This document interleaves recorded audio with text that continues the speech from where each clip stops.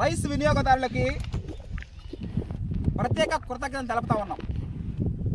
నిజం చెప్పాలంటే వాళ్ళకి పాదాభివందనం చేసుకోవాలి. ఎందుకంటే విత్తనాలు చల్లడం అయితే ఏవి, అంతకన్నా ముందు దుక్కిలు దున్నడం అయితే ఏవి, నారేత వేయడానికి అయితే ఏవి, కలుపు తీయడానికి అయితే ఏవి, ఉరికోత కోసిన తర్వాత అయితే ఏవి, ఇవన్నిటికి ప్రతిరోజు ఉదయం నిద్ర లేసినప్పటి నుంచి మనకి డబ్బుతో కూడుకున్నటువంటి విషయము. ఉరికోత కోసిన తర్వాత వాటిని ఎండబెట్టి ఆరబెట్టి 10 మంది మనుషులు వాటిని స్టోరేజ్ చేయడం జరిగింది. స్టోరేజ్ చేయడానికి ఒక గోనె సంచి కొనాలంటే 35 రూపాయలు. 4 నెలలు స్టోరేజ్ చేసిన తర్వాత మళ్ళీ రైస్ మిల్లుకి పంపించి మళ్ళీ రైస్ యాడ్ చేయడం ఒక ప్లాస్టిక్ కవర్ కావాలంటే 16 రూపాయలు.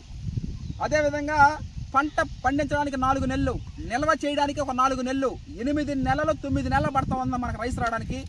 మన ఊరు పటేల్ నగర్ నుంచి నెల్లూరుకి తీసుకోపోవాలంటే 25 కిలోమీటర్లు, రావాలంటే 25 కిలోమీటర్లు, దాదాపు 50 కిలోమీటర్లు పడతా ఉంది. ఇన్ని అమౌంట్ ఛార్జెస్ అని పడతా ఉన్నాయి మనకి. ఇవన్నిటికి వాళ్ళ రైస్ వినియోగదారులు ఎవరైతే మన దగ్గర కొంటున్నారో, కుటుంబ సభ్యులు అయితే ఏమి, బంధువులు అయితే ఏమి, చిన్ననాటి స్నేహితులు అయితే ఏమి, చదువుకున్నటువంటి ఫ్రెండ్స్ అయితే ఏమి, వీళ్ళందరికీ పాదాభివందనాలు చేసుకుంటా ఉన్నాము. మరి ముఖ్యంగా హర్షత్ విహారం టీం తరఫున.